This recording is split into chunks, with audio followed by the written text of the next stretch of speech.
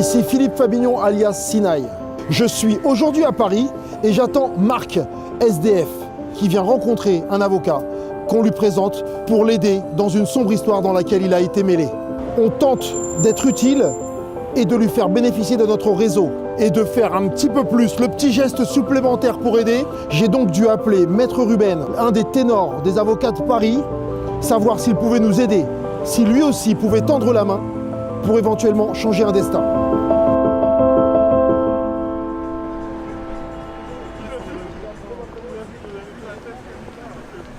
Ah, le voilà arrivé. Salut Marc. Ça va? Comment va? Ça va. Bon, bah écoute, suis-moi. On va aller voir Maître Ruben. C'est quelqu'un que j'ai rencontré, qui fait partie des gens que je connais par rapport à mon travail, à mon boulot. Et il a accepté de te recevoir parce que je vais parler de ton histoire. Donc de te donner un coup de main. Donc va falloir que tu lui parles de ce qui s'est passé. Oui.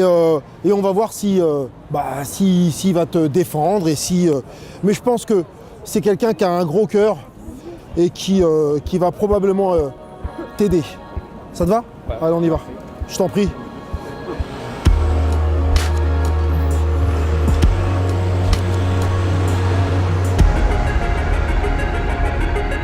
Alors, on est arrivé. On arrive donc chez Maître Ruben. Pour te définir un peu qui il est, c'est un avocat qui défend des cas difficiles. Il est très très pris parce que c'est beaucoup de dossiers, les avocats connus à Paris. Et donc ils prennent généralement des cas énormes. Et il a décidé gracieusement de te donner un coup de main. Voilà, et d'écouter ton histoire. Allez, on y va? Parfait.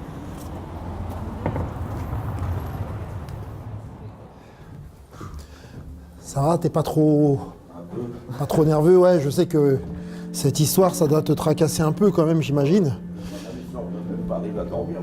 Ah ouais, pas réussi, arrête. Ouais, je comprends. T'inquiète pas, là, t'es entre de bonnes mains, là.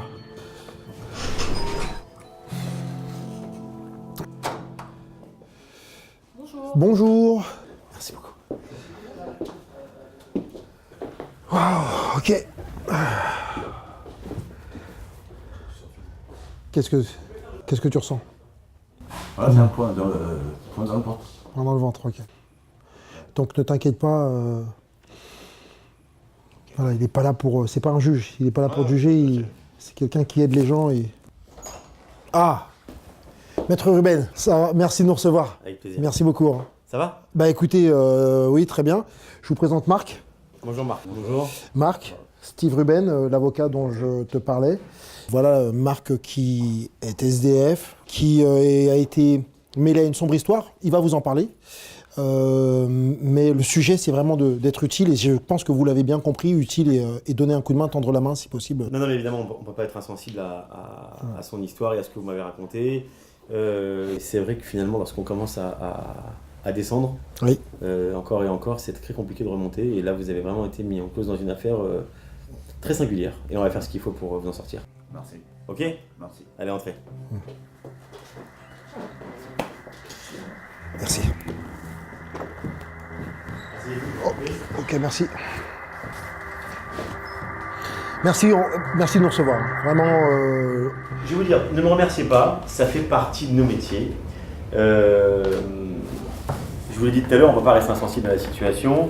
C'est sûr qu'on ne peut pas le faire tous les jours, mais oui. Il y a des situations qui méritent, selon moi, qu'on puisse intervenir dans ce type de dossier pour aider des gens qui sont dans le besoin. Il n'y a pas de raison finalement que des avocats qui sont un peu comme nous, qui sont dans une délinquance relativement évoluée, avec des gens relativement aisés de temps en temps, oui. ne puissent pas également être au service des gens comme Marc. Donc on le fera avec plaisir. Ok. Merci beaucoup. Vous êtes mis en infraction pénale, vous êtes renvoyé devant un tribunal, vous êtes jugé pour cela et tout le monde est égal finalement devant la loi. C'est pour ça que vous êtes jugé comme une autre personne, que vous soyez noir, blanc, arabe, juif, SDF ou avec un domicile fixe. Vous serez jugé de la même manière, mais j'espère en tout cas que les yeux de ceux qui vous jugeront seront non pas cléments, mais qui verront dans votre action quelque chose de désespéré pour avoir fait ça. Merci beaucoup. Okay. C'est un peu votre ligne de défense, si j'ai bien compris là. On a quelqu'un qui, à un moment donné de sa vie, fait un choix délibéré pour répondre à une nécessité. Pas pour partir en vacances à Maldives, pas pour remettre des essence dans sa voiture, peut-être juste pour vivre. Il fait le choix parce qu'on lui propose. Et il réfléchit d'ailleurs, il ne dit pas oui tout de suite. Hein. Il réfléchit Et vous savez, lorsque votre quotidien, c'est de faire la manche, je crois, dans 77, Oui. et de peut-être quémander 20, 30, 50 centimes à des gens qui voient au quotidien, dont ils croisent le regard quotidiennement, ben, on a peut-être envie aussi d'en sortir par soi-même. Ouais. Et peut-être que la chose, elle a été bien vendue, et c'est à mon avis ce qui s'est passé, élégamment vendue, puisque le rôle qui était le sien, c'est un rôle qui inéluctablement aurait conduit devant le tribunal correctionnel.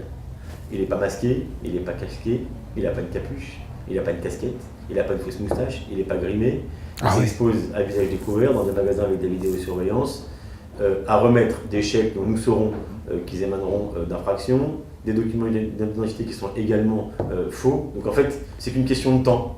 Sauf que celui qui l'envoie, lui, s'en va parce qu'il n'est pas exposé. Ouais. Donc en réalité, lui, c'est ce qu'on appelle un fusible. C'est un fusible. Ce qu'on appelle celui qu'on met devant et qu'on attend un jour qu'il se fasse interpeller.